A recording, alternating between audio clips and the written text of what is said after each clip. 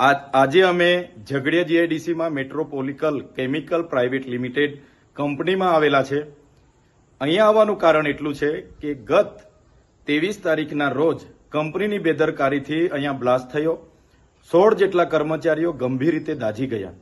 ત્યારે એમાંથી એક વ્યક્તિનું મૃત્યુ 2 દિવસ પહેલા સુરત હોસ્પિટલમાં થયું અને બીજા એક વ્યક્તિનું મૃત્યુ આજે થયું અને 14 લોકોમાંથી લગભગ 5 થી 6 લોકો એટલા ગંભીર ઘાયલ છે કે જે 80% આખું શરીર એમનું દાઝીને બળી ગયું છે. છતાં પણ કંપનીના મેનેજમેન્ટમાંથી એક પણ વ્યક્તિએ આ 16 પરિવારના કોઈની સાથે પણ મુલાકાત નથી લીધી કે કોઈ પણ જાતની વળતરની વાત નથી કરી કે દવાખાનાની બિલની વાત નથી કરી, જેના કારણે આ પરિવારે ગઈકાલે મારો સંપર્ક કર્યો અને કીધું કે આ કંપનીમાં આ રીતની ઘટના ઘટી, એમાં અમારા 27 વર્ષના દીકરાઓ મૃત્યુ પામ્યા છે, જેના નાના નાના બાળકો છે. આગળ પાછળ અમારે કંઈ નથી. ચૈતરભાઈ, તમે કંઈ આવીને વાત કરીને અમને ન્યાય અપાવો. આજે અમે અમારી ટીમ સાથે એ કંપનીના ગેટ પર ગયા અને 11:30 થી લઈને 1 વાગ્યા સુધી ત્યાં ઉપસ્થિત પીઆઈ વાઘેલા, પીએસઆઈ બધાને અમે કીધું કે મેનેજમેન્ટમાં જે કઈ વ્યક્તિ હોય એને ગેટ પર બોલાવો અને અમારી સાથે જે પરિવારજનો આવેલા છે એમની સાથે માનવતાની રાહે જે વળતરની વાત હોય એ વાત કરે અને એમને ન્યાય આપવાનું કામ કરો. ત્યારે પોલીસ અધિકારી વાઘેલા સહિતના લોકોએ ત્યાં અગાઉથી એવા લોકોને લાવીને મૂકેલા હતા કે જે પરિવાર સાથે એમને કોઈ લાગે વળગે નહીં, છતાં એ લોકો અમારી સામે આર્ગ્યુમેન્ટ કરતા હતા કે ભાઈ વળતર તો 15 લાખ જ મળશે, એનાથી ના મળે, અમારા પરિવારના લોકો છે, આમ છે તેમ છે.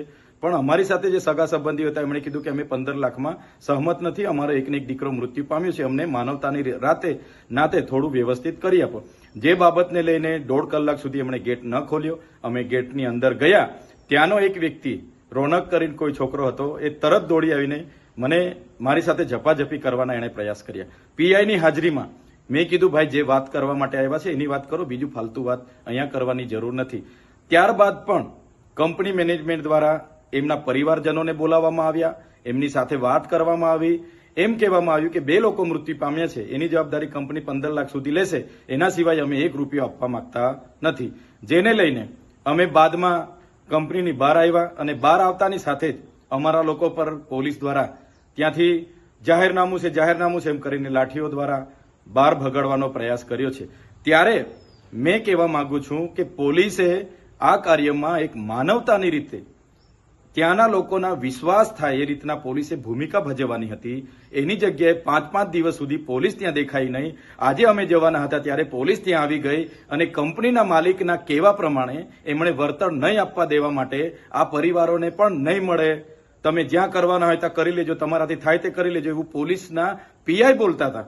એટલે પોલીસની જે કામગીરી છે મને લાગે છે કે માલિકને ના તલવા ચાટતા હોય એવું મને લાગે છે. ત્યારે મેં એ વિસ્તારની તમામ જીઆઈડીસીઓમાં કામ કરતા કામદારોને, આ વિસ્તારના તમામ લોકોને મારે નમ્ર અપીલ છે, એક 16 પરિવાર સાથે જે ઘટના ઘટી છે બહુ ગંભીર ઘટના છે.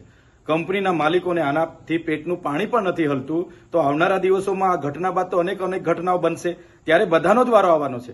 ત્યારે સૌ લોકોને મારે વિનંતી છે, આવનારા દિવસોમાં અમે જાણ કરીશું, પરિવાર અને પ્રશાસનની મધ્યસ્થી રાખીને અમે જાણ કરીશું. ત્યારે સૌ ત્યાં ઉપસ્થિત થજો. આ પરિવારને ન્યાય અપાવવાનું કામ આપણું બધાનું છે અને આપણે બધા સાથે રહીને કરીશું. આમાં જે પોલીસે ભૂમિકા ભજવી છે એ ખૂબ જ નિંદનીય અને દુઃખદાયક છે. પોલીસે એમના માણસોને બોલાવી ખોટા વિડીયો પણ બનાવ્યા છે અને અહીંયા પૈસા માંગવા આવેલા છે એવા વિડીયો પણ બનાવેલા છે. પણ પરિવાર આજે દુઃખી છે અને પરિવારની આ દુઃખની ઘડીમાં સહકાર આપવો એ આપણી બધાની ફરજ બને છે.